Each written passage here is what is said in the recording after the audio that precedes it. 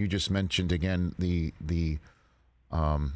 mental aspect of playing this game and what players have to do as humans to get ready to play it. And I do want to linger on that issue with you and the mental health part of it and the commissioner's memo to all teams about the status of the game and how they're not going to play it this week and they'll figure it out down the line. In there was a statement to remind all teams to avail themselves of the mental health services the league and the medical staffs of the league, and each team can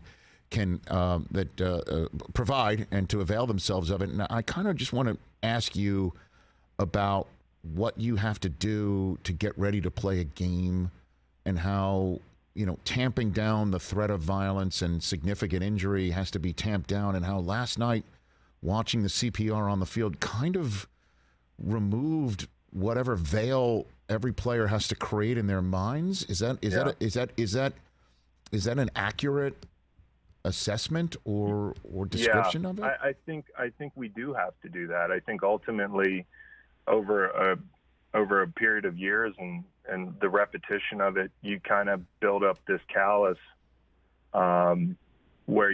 this callousness where you're not thinking about those things. You can't think about those things and take the field and do what we do. Because if you do, you're more likely to get hurt.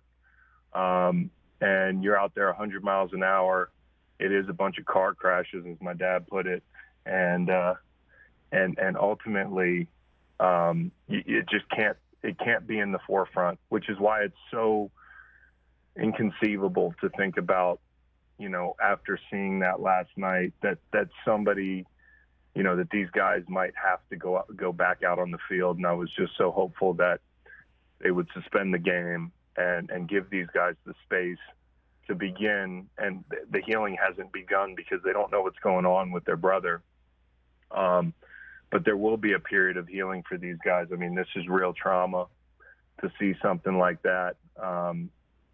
You know, I don't know what was going on exactly inside that circle, but I'm glad I don't have to see that in person. I don't think that would leave my consciousness. And for somebody like, you know, T. Higgins, who bears no blame here, he's playing football. I think about his mental health, and I think about, you know, what might be going through his head right now. And I don't think there's a single player on the field that's not, you know, you have to take care of your mental health in general. I think that's something that players, I think now in 2023 in this era, are more cognizant of. I wish there were sports psychologists that I had access to when I played. I wish that, you know, I took better care of my mental health. But certainly now, I think players, whether they were on the field last night or not, are going to need to look out for themselves here over the coming weeks. And this is something that's certainly going to stick with the guys that were on the field. I just pray that it's a good, you know, it's as good an outcome as we can hope for. And then that healing process is a bit easier. This kid, and again, I say this, there's so many guys in the NFL who are great people. Mm-hmm. And it took this tragedy to learn more about this kid. And I mean, just going back through all the things he's said and done over the past couple of years, he just seems like a model citizen. And, you know, I think there's so many guys that we can learn a lot more about, and the humanity, that aspect of it. I hope we gain an appreciation for that as a result of this. And yeah, I'm just hopeful he's okay. Yeah, all of us, man. Like I was texting you earlier today, you know, about how if he suffered what I think he suffered, if Hamlin did suffer from the same cardiac arrest that Chris Pronger suffered in '98, you know, and he got back on his skate. He got out of the hospital. He got back on his skates.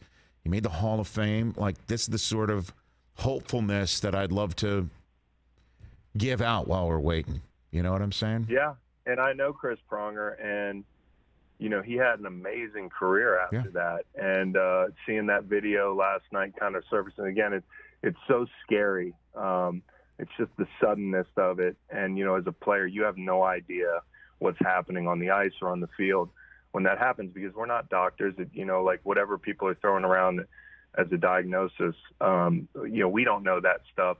I'm just so hopeful that this kid, man, wakes up and he gets an opportunity to wake up and see the outpouring of love and support, and gets to see that $3 million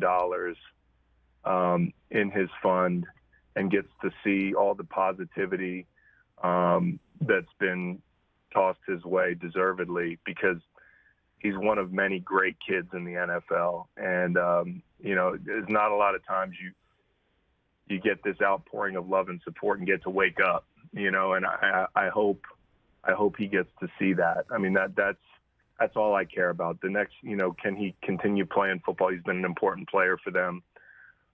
Is his career over? That sort of thing. I just want him to wake up and see, all the positivity that's transpired over the last 12 to 16 hours from strangers. And I think it's also, again, it's instructive. We all have that in us, the outpouring of love and support. It doesn't have to take this to be better. And I hope that we can be better.